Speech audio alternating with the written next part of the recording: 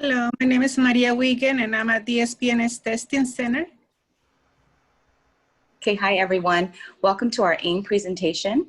This presentation is for faculty, but everyone is welcome to attend and learn more information about our new AIM app.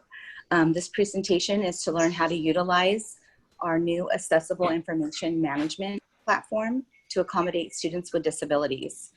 You will learn how to access your AIM portal, how to look up accommodations per course, per student, and you will receive an overview of how to navigate the system, and also a brief overview of the faculty notification letter. And lastly, our counselors, Tiffany and Sage, our testing center, and myself will be available at the end for Q&A. So you can type in your questions as the presentation is going. However, most likely we will not answer them until the end. And please mute yourself. I don't know, we're hearing feedback. Thank you.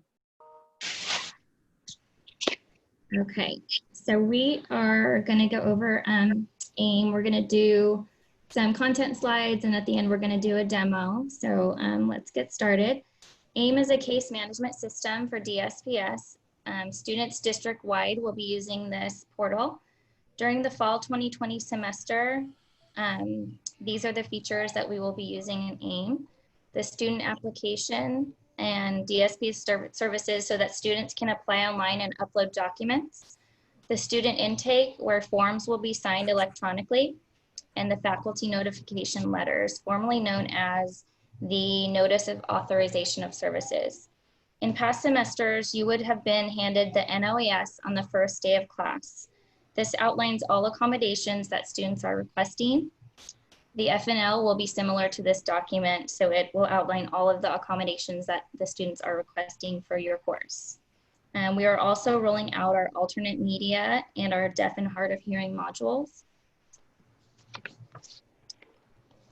You want to go to the next slide? Okay. And this slide outlines how students will access their accommodations through AIM. Students will be able to submit an application for services through the DSPS AIM portal, which is located in the apps catalog with other applications such as WebAdvisor and Canvas. DSPS counselors will complete all required forms for the intake process with the student in the AIM application. Counselors will also review the student disability verification and approve accommodations for students in AIM. Students will be able to request all their academic accommodations online via the AIM portal.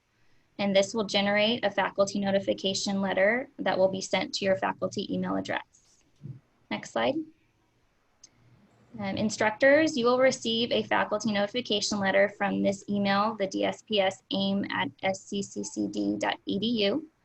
Again, as I mentioned, it replaces the previously hand-delivered paperwork that you used to get from students. Instructors, you will have access to the AIM portal by using your single sign-on, and you'll be able to view and manage the course FNL request using AIM. Next slide. So this shows you the two AIM icons that are in the portal. The gray one is for instructor use, and the blue one is for students. The blue one is also used by DSPS staff for case management purposes. Okay. Next, we will review some screenshots of what the faculty notification letter looks like and what the instructor profile looks like in AIM. This will then be followed by a live demo of how to log in and where to find your students and their accommodations in your AIM profile. So this is a sample of what the faculty notification letter will look like. They have all been sent out to your faculty email as of yesterday.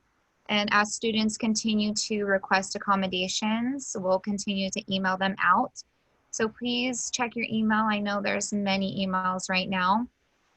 So if you do miss the email, it's really important that you log into your instructor profile, the steps you're learning today, to check those accommodations. In this letter, it will disclose that there's a student receiving services from DSP&S. It will list the counselor's email address, and at the bottom, it will list all the approved accommodations with details for each one and how to set those up. So when you log into AIM, you'll see this screen appear. You will need to click continue to view student accommodations. From there, it will take you to a list of all the courses you're teaching that have a student with DSP&S accommodations. You'll then click to the left of their name, view. It does have a legend key that has some of the accommodations listed, but you will want to click view to see the full faculty notification letter. So summary of DSP&S AIM, and this will be followed, there will be a live demo following this. Students will be able to request their academic accommodations online via the AIM portal, which will generate a faculty notification letter. Fall 2020 instructors will receive the FNL in the email. That email address is linked up to the DSP&S, so you can respond to that if you have any questions. If it does pertain to a specific accommodation, I encourage you to email the counselor listed, as they are the ones that help serve as a liaison to coordinate the accommodations with the students. If it's something more of AIM, please respond to this email address. Each academic accommodation listed on the FNL will include a description, and we will go over that further if you have any questions during the Q&A portion. Instructors will have access to the DSP&S AIM Instructor Portal by using their district single sign-on. You can easily access and manage the course FNL requests via the DSP&S Instructor Portal. Okay, so give me a minute to log on and we'll go through the live demo.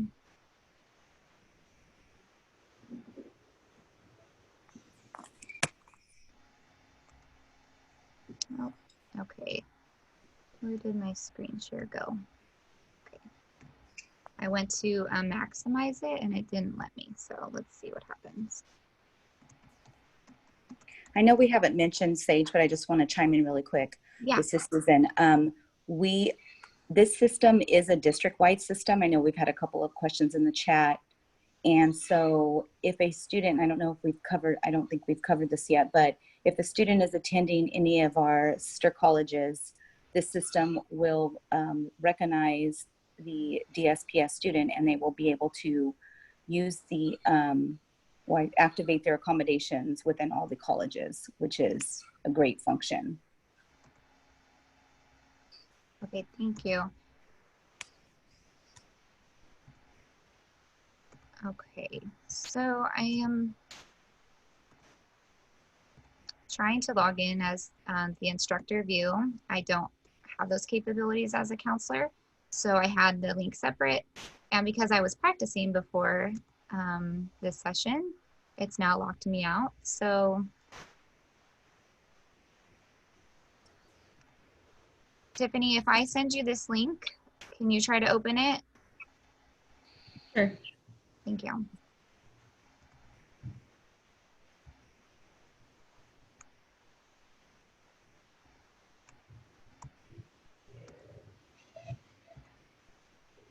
Okay, Tiffany, I'll send it to you in the chat.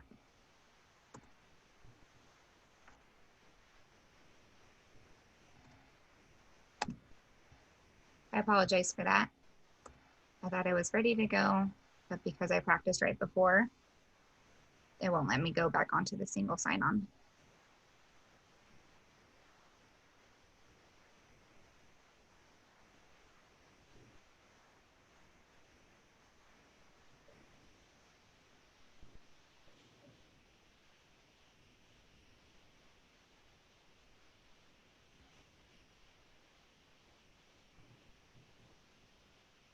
Okay, is this what you're looking for?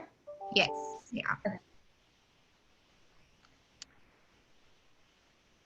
So when you go to your single sign-on, the faculty portal, and you find the gray icon, the AIM icon in your apps catalog, it will bring you to this screen.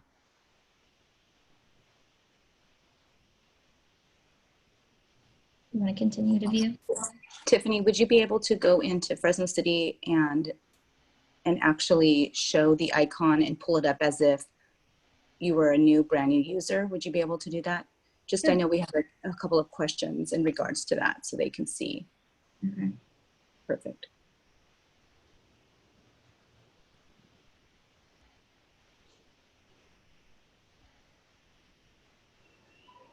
Okay, so you go to my portal. We're still on the You're other gonna, screen. yeah, you're gonna have to share. Okay.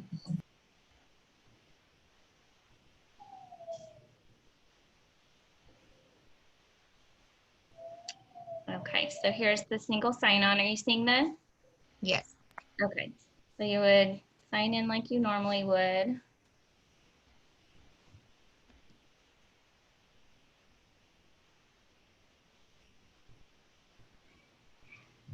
And I have it saved in my favorites, but if you are logging in for the first time or you don't have it on your favorites, you would see it here under the DSPS AIM Instructor Portal. It's the gray one.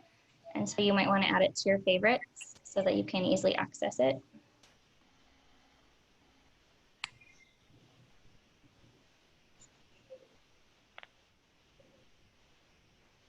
Okay, so getting back to the live demo, this is what it would look like once you clicked on the gray icon.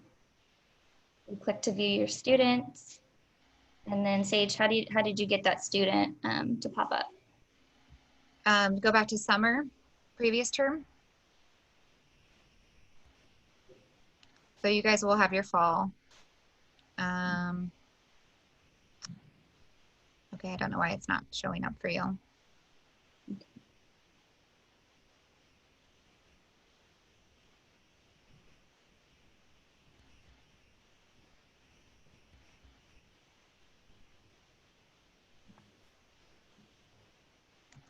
Do you want to try to log in again? Because I tried, the link is to Internet Explorer, so it brings me up to that, but Zoom is using Internet Explorer. So if I close out of it, I have to close out of it in order for it to reset. It's not going to let me. Can you open a new tab in Internet Explorer? Tiffany, would you be able to log in as yourself, and would you be able to pull up last So semester? I just logged in, but I don't have the student assigned to me because he was assigned to her through Terry from the AIM. But for your courses, for your class, would you be able to show it that way? I didn't have any students request. In there, okay. Yeah. I'm sorry.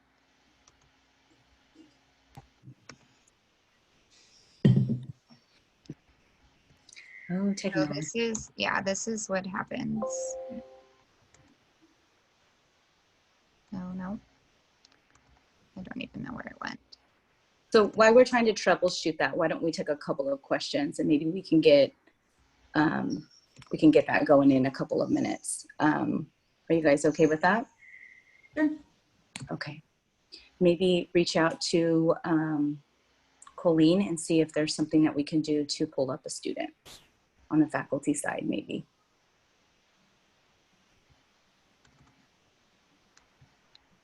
Okay. So Diana said, I see my students listed. It's very easy. Thanks, Diana, for that. Let's see. Some of the questions. How do we set up an appointment for students to take an online exam on certain dates and times? So Maria, maybe this is a great time to talk about testing a little bit and how that's going to look now that we are in an online environment.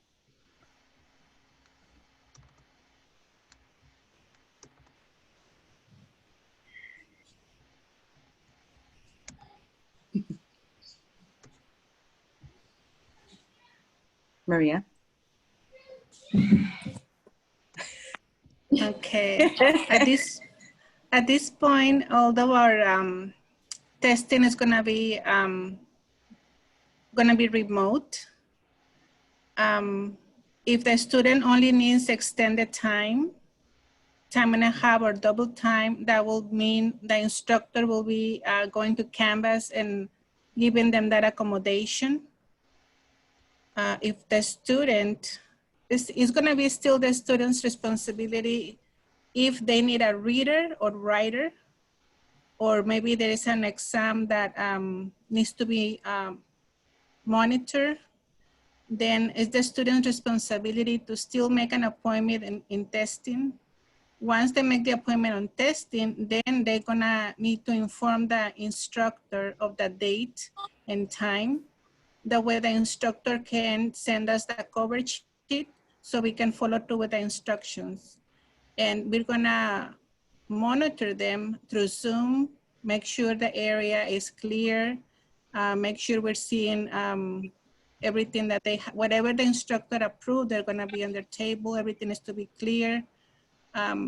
Some students may request a reader, but we do have a provision of a reader program that they can download at home.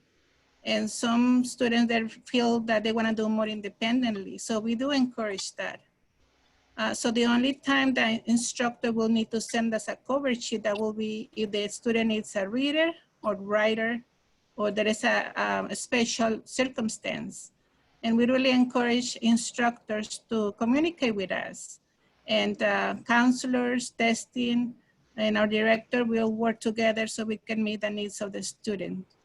And if you have any questions, please contact us via email. And I do really encourage to email us at DSP&S testing@fresnocitycollege.edu. Since we have different shifts, that way we will be able to answer you in a timely manner instead of waiting for one specific person. And if you have any questions, please don't hesitate to contact us. May I ask a question about the testing Sure. conditions? So some of the ones I've received indicate testing, like the traditional ones sometimes did, in a distraction-free room. And so since this is all online, if they don't have a distraction-free place where they live, how is that to be handled? So typically that is kind of a standard that we, as an accommodation, that's just what's listed. But because it's via Canvas, just like Maria had said, they can take the course or take the test with that extra time if that's what is allowed. But they can take it from home. If they want that additional service via Zoom, they would contact testing, and then the instructor would be contacted. Is that correct, Maria? And then we would move forward on proctoring exam together via a test proctor and a student. So if the student doesn't request that, the student would take an exam normally via Canvas at home. And then related to that, when it's listed in the letters I've received, does that mean that the student has requested it? And if it's just a list, no matter what, are we as instructors supposed to ask what accommodations out of the list they plan to use? So how would we know basically if it's on the list, whether or not they do want to use that? I mean, it's always best to reach out to the student and have that open communication. So we're allowed to do that? Yeah, definitely. If you have received a letter, the student is requesting accommodations. So it's best to reach out and talk with the student either via Zoom, a separate Zoom obviously, or a phone call, or just via email to see what they want to utilize. Typically this would be hand delivered, right? And you'd probably would have some type of conversation, but being the fact that we're online, it's a different environment. So you can definitely reach out and speak to the student. Okay, because at one point, and I just want to get clarification. At one point, someone in the past explained that the system would involve the student selecting what accommodations they've been approved for that they want to request. So is this letter going to just list all the approved ones? It's not that the student picks off of what they've been approved for, this is what I want to ask for. So is that correct? It's just it's going to list their accommodations no matter what, like the sheet they used to give us. No. No, no. They would have to have checked which accommodations they want to utilize. And then it Okay. gets, mhm. Oh, sorry to cut you off. Okay. It's okay. So do- Sage I do is have- ready. Yeah. Okay. So, so pretend we left off where Tiffany, logged into the gray icon. So when you click your gray instructor portal, it will lead you to your home screen here. I know some of you did find it. So it will go here. You'll have your fall term up. I have to go back to summer to show you the example. So when you'll be in your fall 2020, you'll have a list of your student, the section number, the course name, and you'll want to go here to the left view. And this brings you to your faculty notification letter. So again, if you don't receive it in the email or you miss it in the email, you will want to log in here to see that letter. And then it will have the description alternative testing. So we did have a question, which ones the students pick. So when a student check marks their accommodations, it'll have a key of all their accommodations. So this student clicked alternative testing. So then when it gets sent to you, you see all the details and follow the instructions, which I know we are discussing this one right now, the distraction-free environment. There may be general accommodations, so it'll have the specific type of accommodation and the reasoning behind it, and then the note-taking as well. Okay.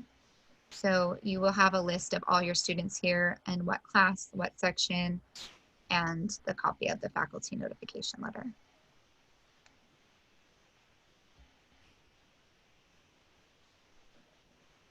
Okay, so I know that was kind of fast. Did everyone feel comfortable with that? Do you want me to walk through it again?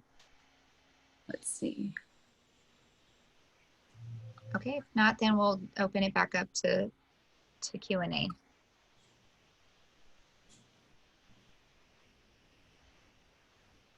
I have another question. Is it okay to go? Sure. Yeah, Sure. So a couple accommodations I've received have also included a note taker. And since traditionally the form had a note taker agreement attached to it, I assume for the note taker seeking, we can do like a Canvas announcement without identifying that student, requesting a volunteer. But then how does it work from there?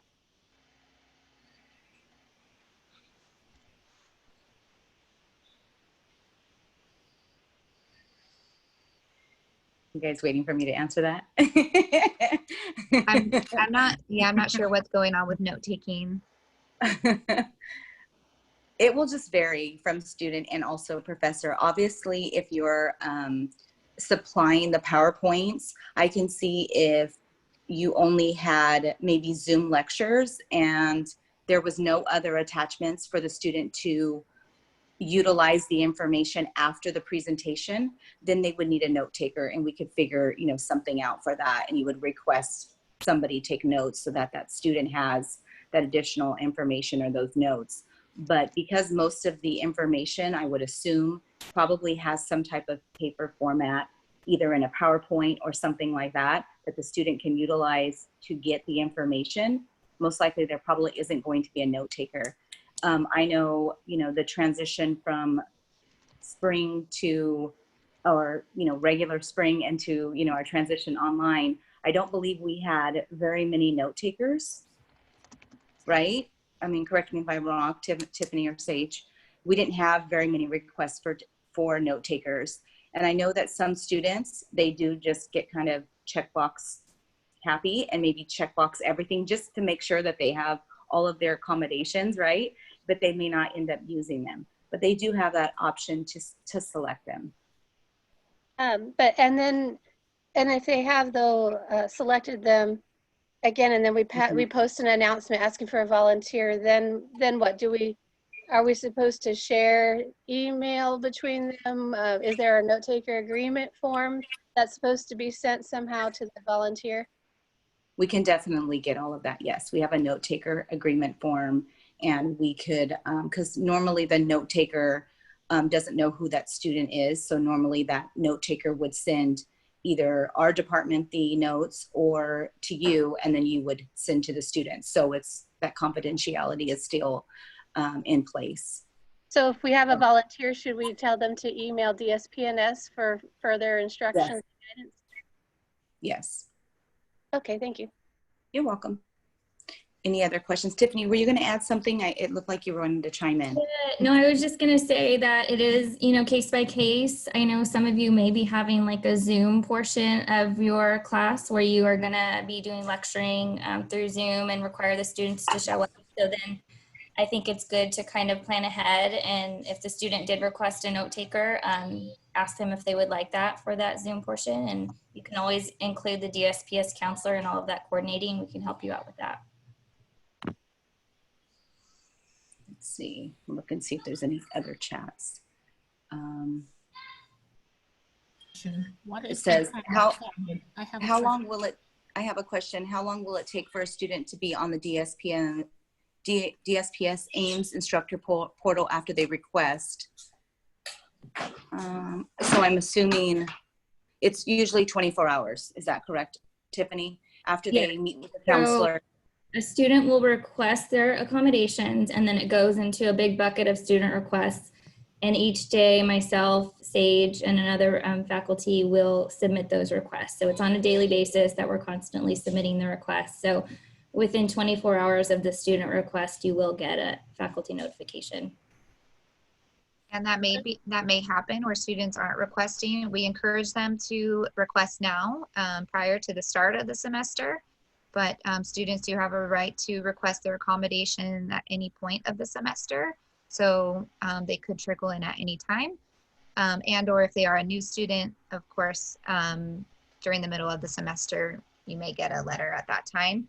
So from the, like Tiffany said, the timeline, it should be within 24 hours. What if a student, or that's one of the check marks on the accommodation letter or interchange from your department, and nobody or none of the students in the course would like to be a note taker? Do you guys have a list of individuals that can be provided to be note takers if they're not in our particular course? Typically, no. Typically, the note taker would be a student that's actually taking the course with the other student. But we also can provide, it's like I said, I think it's case by case. So not necessarily, typically in a case like that, we would then provide maybe the student an audio recorder, right, to record the lectures if that's, you know, just another option. But if a student isn't able to have a note taker, we would just find another solution. Okay, so if you have audio recorders, or if you record your lectures, does that mean that that can be a substitute for the note taker if there are no note takers available? Go ahead, Tiffany. Yeah, so if there is no note takers available and you have the option of recording the lecture, I would say that's an amazing way to kind of share that with the students so they can play it as many times as they want to on their own. You can also make sure you let them know that they are getting priority registration. So you want to sell the benefits of note taking to the students. Oftentimes, once they hear that, you might get a couple of people who do want to be a note taker. And I've announced to the classes before. So sometimes hearing what it means to be a volunteer note taker from a DSP&S faculty kind of eases students' minds exactly what it is, and that it's not as time consuming as they may think. Of course, this online structure, it may take a little more time for them to coordinate, you know, how they would copy their notes and send it to students. But I'm more than happy to, you know, jump in and discuss what it means to be a note taker if that's the case. No one's stepping in. The video function on Zoom, I know produces like a transcription. So that is, you know, a good plus if you're able to record some parts of the lecture, depending on the content of the class. Of course, it may not be appropriate to do so, but it does produce a transcription. Thank you. Okay, so there's a few more questions in the chat. Line classes required. So typically the only extra time accommodation is on exams. So if it's through like an outside company, like I know like Math Lab has kind of everything inside there. It does need to be set up through there. If it's Canvas, you can do that on your end. We can set it up with our DSP&S testing also to help extend the time if you're having difficulties with that. Sage, we should also include quizzes. So the quizzes should also have that extended time, quizzes and exams. Quizzes and exams, yes. I think this question was referring to homework and assignments. So typically extra time on that is not an accommodation unless it's, you know, a special circumstance regarding, you know, extenuating circumstance where they missed something, but that's a case-by-case basis. The extra time is accommodation is for quizzes and exams. Okay, there's also, oh, go ahead, Sage. go ahead. No, I was going to say, it looks like there's a question on how we conduct assessments, evaluations, approve accommodations. So in the AIM application, students have the ability to upload verification, and this may be an IEP from high school, a 504 plan. It could be a psychoeducational report, an assessment from, you know, a doctor, anything that they have to show us verification. And then as counselors, we look over their verification and discuss with the student what accommodations will be appropriate. So that's kind of how the process works. It's a very interactive process between the counselor and the student to discuss the verification they provided, as well as the services that they're requesting.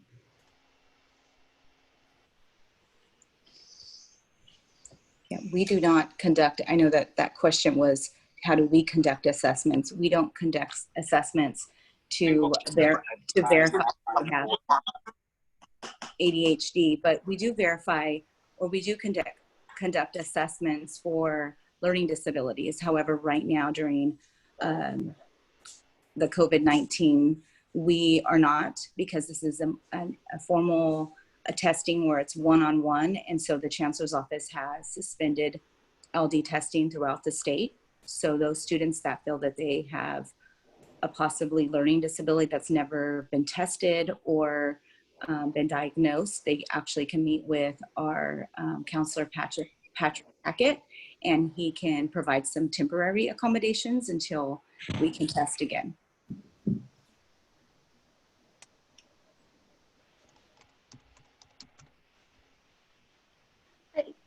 I think this is something you've said multiple times, but again, I just want clarification so I don't mess up. So we should, if we have questions about a particular student's accommodations, the first step for us to reach out, aside from talking to the student, would be contacting their particular counselor. DSP&S would be instead for just general questions, right? Like the DSP&S office versus the DSP&S counselor assigned. Yes, I think that's a good first step, because their specific DSPS counselor is the one who verified the accommodation, had that discussion with the student. So I think that would be appropriate. Thank you. You're welcome.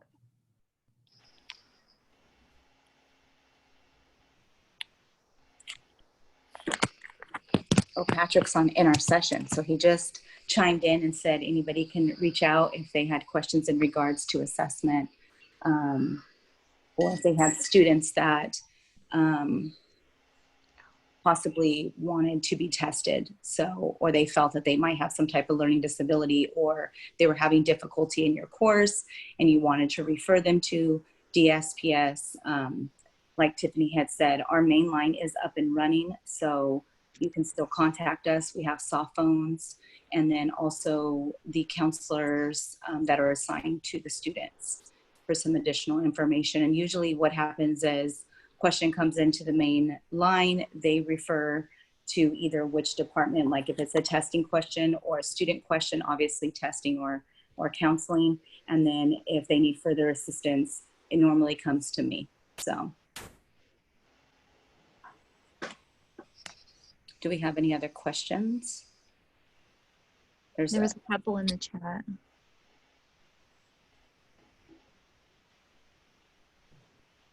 Okay, so I was waiting for this question to come up. Does your office provide services of making transcripts for outside videos used in online courses? Example, use of career professional YouTube videos, and things like that. So normally for faculty, we do not assist in those type of, video formats or in regards to like closed captioning and those types of things. We can provide additional resources, but mainly we are here to support students and of course answer faculty questions and provide additional services, or meaning outside services. But we technically do not provide that service, sorry.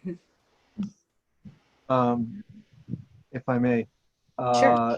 when you record, if you record using Zoom, if you record to the cloud, it'll make a transcript for you.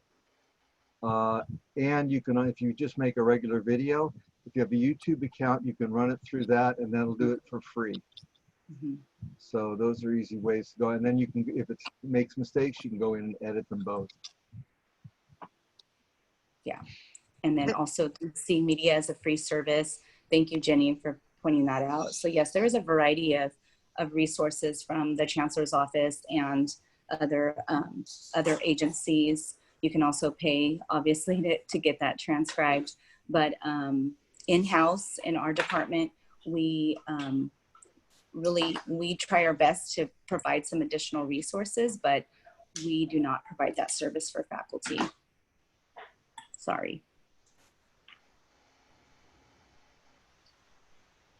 Let's see. Just one second. Any other questions, Tiffany? Question. Let's see. And yes, they are backlogged right now, so I'm not too sure if everyone is online right now and having to produce videos, right, with captioning and for all over the state. I can see why they're backlogged, so. There was a question regarding if things looked different now that we're online.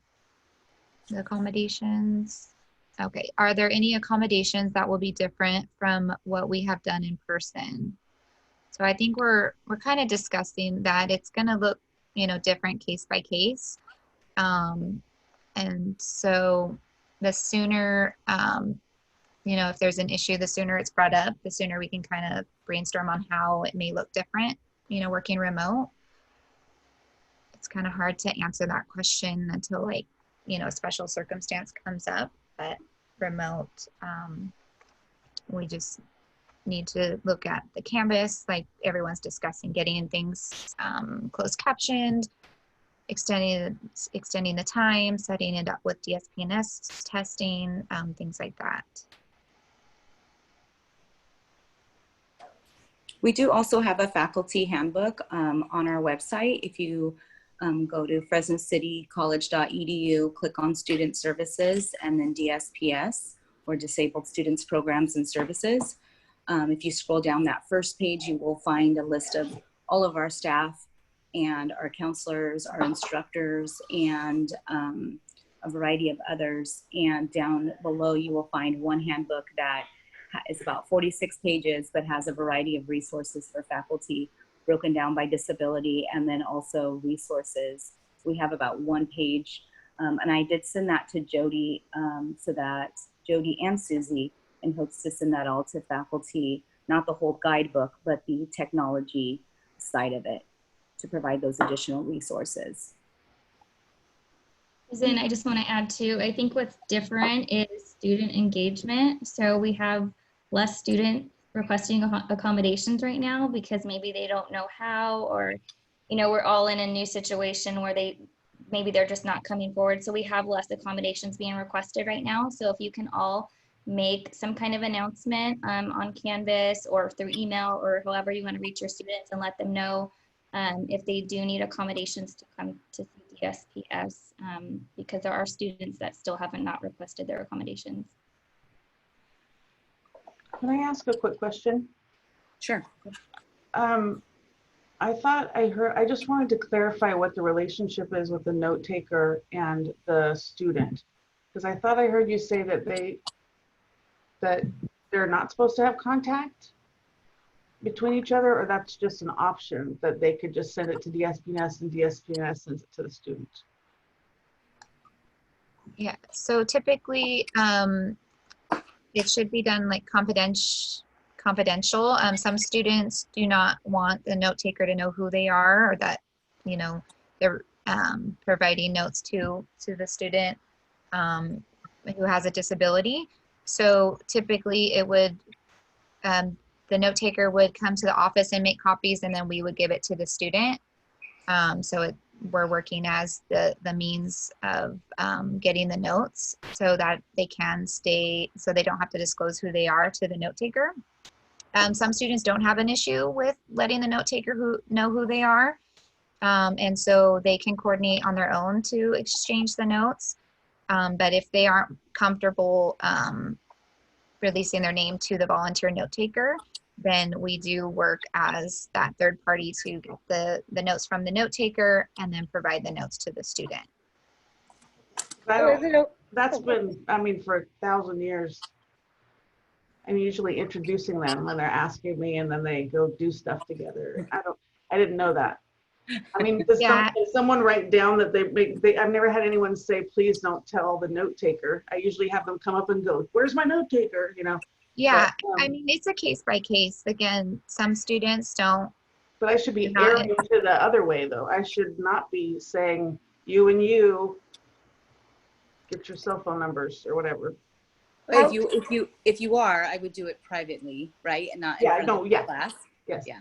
Are we allowed to, because I thought we could in a face-to-face, are we allowed to ask the student requesting accommodations if they would like to exchange, like once we get a volunteer, is it okay to share your email with the note taker, or would you prefer to stay anonymous to them? Like, can we ask them that kind of a question, and then we'd know whether or not to direct the note taker to DSPS versus?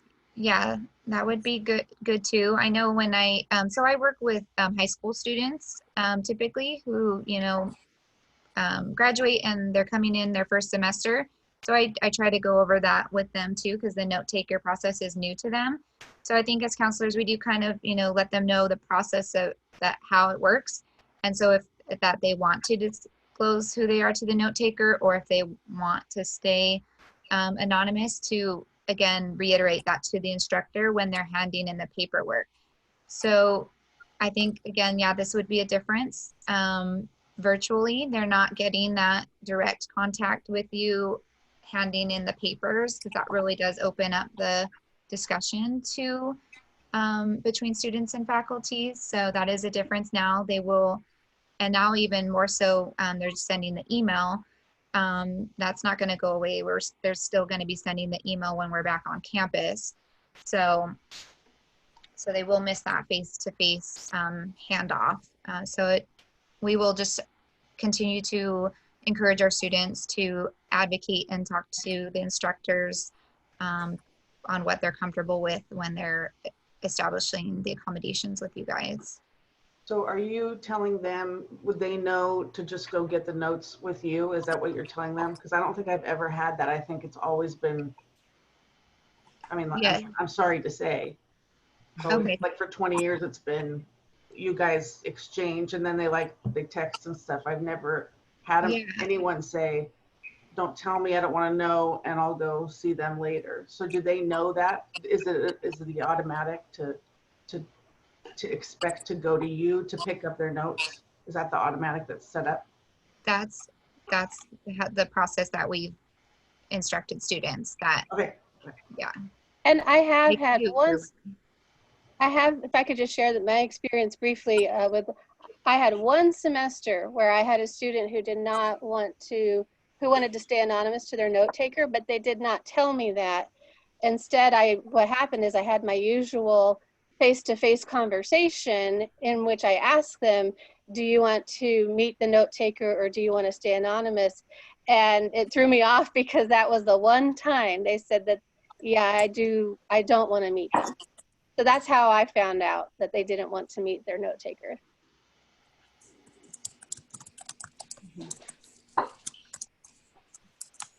I can see where, I'm not sure who was speaking before, the instructor before, I could see where it just seems normal to be like, this is your note taker, you know, get your contact information and maybe build a relationship so you understand, better understand the note taker. But at the same time, you are going to have instances where students don't, they just don't feel like they don't want anyone to know they have a disability. So we always look at it as maybe the worst case, right? We just assume that nobody wants to know, nobody wants to give that information out. So we're going to assume we're just going to stay confidential, and it's up to that student to decide if they actually want to, want to give the information to the note taker, if that makes sense. Yeah, that makes sense. Does that mean that if the note taker flakes off, then they're going to tell you and not me? Because that happens a lot too. Mm-hmm. When Typically they will reach out to their counselor to let them know, I'm not receiving my notes anymore. Okay. This is going on. And we also like to get the notes and know what's going on. Because remember, we have that kind of that carrot, right? Where if you are a successful note taker, you're going to be able to receive priority registration. So Mm-hmm. if something is not working correctly, we want to make sure so that student isn't rewarded for something that they didn't do. Yeah. So we do want to follow up and make sure that was a successful exchange with the note taker and the student. Yeah, because I haven't known what to do when they don't show up the rest of the time. I don't know what to. I didn't know if I was supposed to call you or. Yeah, I think I don't know why there's been a disconnect with DSPS and faculty. Maybe some. I think it's getting better, but I feel like a lot of our services or our processes that we do in-house are not really given out to the faculty, right? And so there's this huge miscommunication, like, can I contact the counselor? Who do I contact? How do I find out? What do I do in regards to testing? So I'm trying my best to speak with all the deans, be in communication with all the VPs, and really work really hard so that communication is open amongst faculty and our department. And then someone mentioned the accessibility checker in Canvas and Word. There are functions in Canvas. So if you upload a document, there's like a little symbol at the top that will let you know if it was uploaded with accessibility functions. Can our office do a campus-wide announcement of this information in Canvas? I have sent over the information to Don Lopez. I know he is out this week in regards to all of our new information and tutorials for faculty. And so I'm hoping that a lot of it gets uploaded into Canvas so that you have that as a resource. If not, we're hoping to upload on our page under our AIM link so that you can click in there and get that information also. So we're working on that, and we most likely will send out a mail all in regards to this PowerPoint. I believe we have a step-by-step PowerPoint with a voiceover and transcription from Tiffany. And so we will do our best to send that out to all faculty so you have that step-by-step guide. Can I verify? I went to the FCC website for the DSP&S information.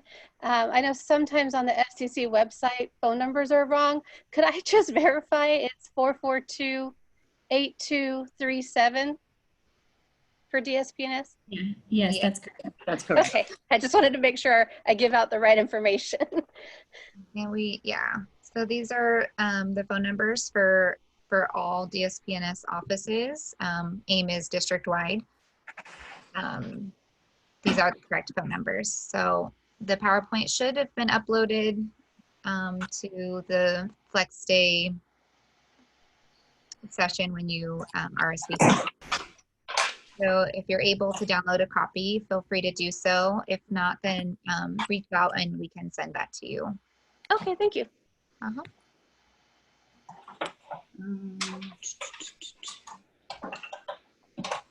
Yes, and there's something in regards to, I think you mentioned that, the checkers.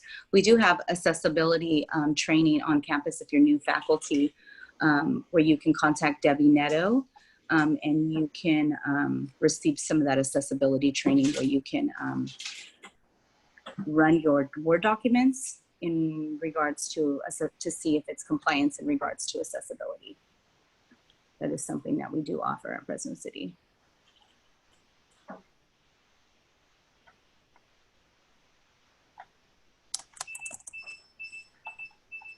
Any other questions? Sorry, my daughter's in the refrigerator.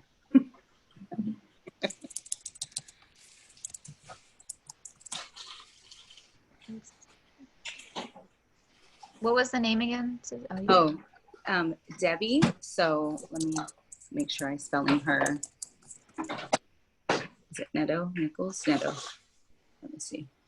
So it's Debbie wait, wrong person. Debbie Nichols. Sorry. Debbie Nichols. So DEBBIE.NICHOLS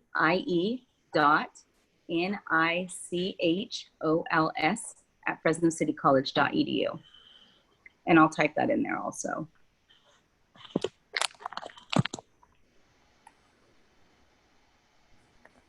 In the chat. Is there anything else that you would like to add, Tiffany or Sage, in regards to AIM or additional training or anything else? Oh, you got it. Thank you, Elizabeth. I would just like to say that if any of you need help after receiving your letters, or if you feel like you need extra help logging into AIM and navigating AIM, feel free to contact us. We can walk you through it. So don't hesitate to give us an email or any of our phone numbers that are listed. Yeah, and same. And this is a new, platform for DSP&S. This is the first year that we're using AIM. So I would also just like to ask for some patience when there's hiccups and things like that. But definitely reach out to us, and we're more than happy to brainstorm and work with you regarding any matters in terms of AIM or accommodations with our students. We're definitely here and ready to help in any way that we can. If there are other questions that you didn't feel comfortable asking today, yeah, please email anytime. I'm trying to think of anything else. Also, be patient with our students. This is a new system for them also. So they're learning how to actually go on and download the app and select their accommodations and sending it to their faculty. So, just on your side, learning this system for someone that has a disability, and this is brand new, right? They're used to coming into our office and speaking to their counselors, having a paper to submit to their instructors. This is also brand new. So we've provided workshops for them also in step-by-step guides. We also have student workers that are waiting on standby to work with them and help them and assist them. So, some students also have decided to register this week, right? So they haven't even begun the process. And so you might continue to check your AIM portal, because you might receive the accommodations not on the first day, might be in a week, right? So just continue to check throughout the semester. And thank you for our interpreter.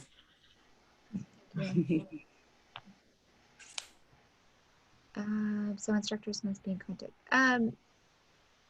Yeah, if there's a concern with an accommodation, then definitely reach out to the counselor. But I would encourage you to build a rapport with the student first. But definitely we're here to assist in any way coordinating things. But you won't need to check in necessarily with us every time they set up a testing accommodation. But definitely touch base if there's any question or hesitancy setting something up that you're unsure about. Definitely run it by us so that you feel comfortable and ready to provide those accommodations to students. Yeah. And also, Phil, I think one of the instructors early on, don't be afraid to contact the student and, letting them know that you received their accommodations and, maybe setting up a separate Zoom so that you can discuss what would they like to utilize during this semester so that you're prepared also.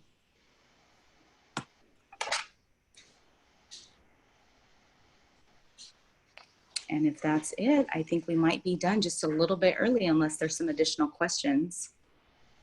I do have a reminder. If you guys can please complete the session evaluation, it's located on the event app or it's located on the event webpage. If you scroll to the bottom of the pages, the survey will be linked there for you guys.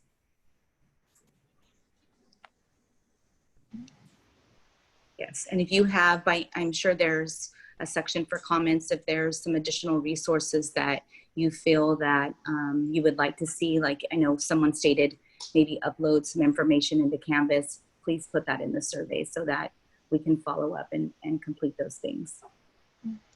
And I know today's presentation was mostly on the instructor side of AIM, but if you had questions regarding like the student process, just if you had a student come up to you with any concern when they were using AIM as a student side, always referring back to us, but sometimes on the spot you want to kind of a little bit enough to answer them before referring them out, then we're more than happy to kind of discuss with you what the students side looks like and what they do in AIM and what they can see and not see and things like that. So if anyone was like super curious, definitely reach out. We can let you know.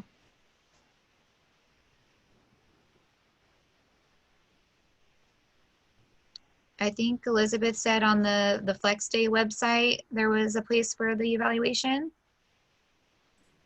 Correct. It's on the event website and there's also an app. Scroll to the bottom of your page and the survey will be linked there for you.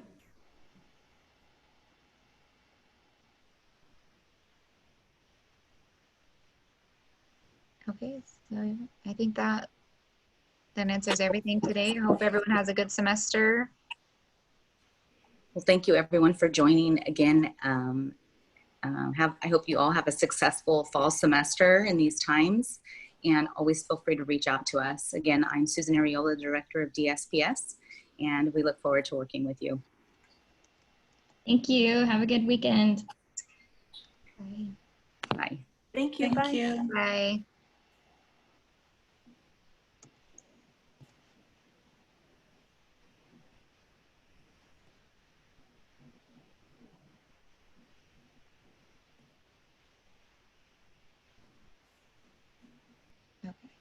Say